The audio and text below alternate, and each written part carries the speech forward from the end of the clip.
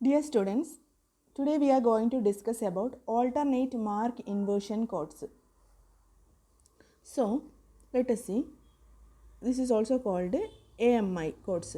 Actually, it is used in the telephony. You know, we have studied in the previous classes about the telephonic T1 carrier system, and in the early days, T1 carrier system which is used for voice communication uses this AMI coding or alternate mark inversion coding. We know that T1 carrier system uses 24 channels and that means it can transmit 24 voice signals and it may be pulse code modulated, and in that case for encoding we can use AMI, that is alternate mark inversion coding. We can use that AMI coding. Okay, so let us see what is AMI coding. Before that, actually it is a bipolar encoding scheme. AMI is a bipolar representation of the signal. See, let us see what is bipolar encoding. It is a type of return to zero line code where two non-zero values are used so that three values, that is positive, negative and zero values will be there to represent a signal. So one type of bipolar encoding is the alternate mark inversion coding or AMI coding. So bipolar എൻകോഡിങ്ങിൻ്റെ കേസിലാണെങ്കിൽ bipolar എന്ന് പറഞ്ഞാൽ രണ്ട് polarity അല്ലെ positive negative polarity. അപ്പോൾ നമുക്കിപ്പോൾ ഒരു bit stream അയക്കണമെന്നിരിക്കുക 10110 എന്നുള്ളൊരു ബിറ്റ് സ്ട്രീം ആണെങ്കിൽ 1 ഉണ്ട് 0 ഉണ്ട്. അപ്പോൾ ഇതിനെ ബൈപ്പോളർ രണ്ട് പൊളാരിറ്റികൾ സിഗ്നലായിട്ട് കാണിക്കും. അതായത് 1ന് എന്ത് ചെയ്യുമെന്ന് വെച്ച് കഴിഞ്ഞാൽ പോസിറ്റീവ് വോൾട്ടേജ് ആയിട്ടും 0ന് എന്തായിട്ടും കാണിക്കും, നെഗറ്റീവ് വോൾട്ടേജ് ആയിട്ടും കാണിക്കും. അപ്പോൾ എത്ര ലെവലുണ്ട്? രണ്ട് ലെവലുണ്ട് അല്ലെ. ചില സമയത്ത് എങ്ങനെയാണെന്ന് വെച്ച് കഴിഞ്ഞാൽ 1ന് പോസിറ്റീവ് വോൾട്ടേജും 0ന് കറസ്പോണ്ടിങ് ആയിട്ട് 0യും നെക്സ്റ്റ് 1ന് വേറെ ലെവലായിട്ടും കാണിക്കും, നെഗറ്റീവ് ലെവലായിട്ടും കാണിക്കും. അപ്പോൾ അതും ഒരു ബൈപ്പോളാർ എൻകോഡിങ് സ്കീമാണ്. അപ്പോൾ അങ്ങനെ യൂസ് ചെയ്യുന്ന സ്കീമാണ് ആൾട്ടർനേറ്റ് മാർക്ക് എൻകോഡിങ് സ്കീം എന്ന് പറയുന്നത്. So we can say in AMI binary 0 is encoded as 0 volt and binary 1 is encoded as alternating voltages, that is positive or negative voltage. So binary 0 is encoded as 0 volt, and if a binary 1 comes, which will be encoded as alternatively as the positive or negative voltage. There is, you stress the term alternatively. Binary 1 is encoded as alternatively as positive or negative voltage.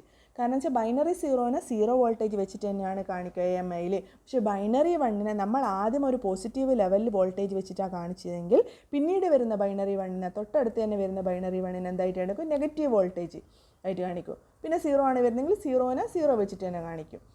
പിന്നീട് വീണ്ടും 1 വരികയാണെങ്കിൽ അതിനെ positive voltage ആയിട്ട് കാണിക്കും. പിന്നെ വീണ്ടും ഒരു 0 വരികയാണെങ്കിൽ 0 വോൾട്ട് ആയിട്ട് കാണിക്കും. പിന്നെ വരുന്ന 1നെ നെഗറ്റീവ് വോൾട്ടേജ് ആയിട്ട് കാണിക്കും. അതായത് ഈ 1 എന്നുള്ള ബിറ്റിന് കറസ്പോണ്ടിങ് ആയിട്ട് നമുക്ക് ഒന്നുകിൽ പോസിറ്റീവ് വോൾട്ടേജും യൂസ് ചെയ്യാം അല്ലെങ്കിൽ നെഗറ്റീവ് വോൾട്ടേജ് യൂസ് ചെയ്യാം. അതാണ് അതിൻ്റെ പ്രിൻസിപ്പിൾ എന്ന് പറയുന്നത്. ഓക്കെ,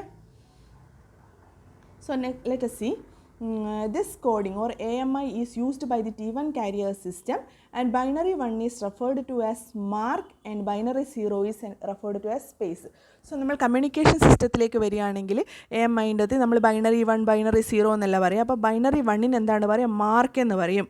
ആൻഡ് ബൈനറി 0ന് എന്ത് പറയും? സ്പേസ് എന്ന് പറയും. എന്തുകൊണ്ടാണ്? Binary mark alternative mark inversion code എന്ന് പറയുക. അപ്പം മാർക്ക് ബൈനറി 1ന് കറസ്പോണ്ടിങ് ആയിട്ട് ഓൾട്ടർനേറ്റ് ചെയ്യും. അതുകൊണ്ടാണ് ഓൾട്ടർനേറ്റീവ് മാർക്ക് കോഡിംഗ് എന്ന് പറയുന്നത്, ഓൾട്ടർനേറ്റീവ് മാർക്ക് ഇൻവേർഷൻ കോഡിംഗ് എന്ന് പറയുന്നത്. അതായത് മാർക്ക് വരുമ്പോൾ, അതായത് ബൈനറി 1 വരുമ്പോൾ ഓൾട്ടർനേറ്റ് ആയിട്ട് ഇൻവേർഷൻ നടക്കുന്നുണ്ട്. അപ്പോൾ നമുക്ക് എക്സാമ്പിളായിട്ട് ഒരു ബൈനറി സീക്വൻസ് കൺസിഡർ ചെയ്യാം. 10 100 1110. അപ്പോൾ ഇതാണ് നമ്മുടെ ബൈനറി സീക്വൻസ്. അതായത് നമ്മൾ ഇങ്ങനെ ഒരു സപ്പോസ് ഒരു വോയിസ് സിഗ്നലിന് കറസ്പോണ്ടിങ് ആയിട്ടുള്ള ബിറ്റ് ഇതാണെന്ന് വിചാരിക്കുക. അപ്പോൾ അതിനെ എൻകോഡ് ചെയ്യണമെന്ന് വിചാരിക്കുക. അപ്പോൾ അതിൻ്റെ ക്ലോക്ക് സിഗ്നൽ ഉണ്ടായിരിക്കും. അതിൻ്റെ സ്റ്റാർട്ടിങ്ങും എൻഡിങ്ങും മനസ്സിലാക്കാൻ വേണ്ടിയിട്ടാണ് നമ്മൾ ഇത് കാണിച്ചിരിക്കുന്നത്. അപ്പോൾ ഈ ഫസ്റ്റ് ക്ലോക്കിൽ 1 ആണ് വരുന്നത്, അടുത്ത ക്ലോക്കിൽ 0 ആണ് വരുന്നത്, നെക്സ്റ്റ് ക്ലോക്കിൽ 1 ആണ് വരുന്നത്. ഓക്കെ, അപ്പോൾ നമുക്ക് ഇതിനെ ഓൾട്ടർനേറ്റ് മാർക്ക് ഇൻവേർഷൻ വെച്ചിട്ട് എൻകോഡ് ചെയ്യണം.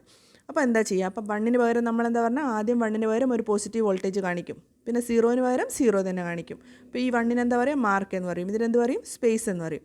ഇനി അടുത്ത 1ന് പകരം എന്ത് കാണിക്കണം? ഇപ്പം നേരത്തെ 1ന് പകരം പോസിറ്റീവ് വോൾട്ടേജ് കാണിച്ചെങ്കിൽ അടുത്ത വരുന്ന 1ന് പകരം നെഗറ്റീവ് വോൾട്ടേജ് കാണിക്കണം. അപ്പോൾ എങ്ങനെയാണ് വരിക? ഇത് നോക്കിയേ, 1ന് കറസ്പോണ്ടിങ് ആയിട്ട് പോസിറ്റീവ് 1 വന്നു, പോസിറ്റീവ് വോൾട്ടേജ് വന്നു, അതാണ് ഇവിടെ പോസിറ്റീവ് എന്ന് മാർക്ക് ചെയ്ത്.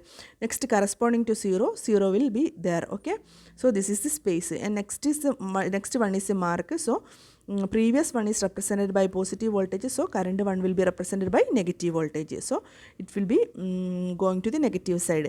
Next 0 comes, so the voltage will be 0. Again 0 comes, so voltage will be 0. Next is 1.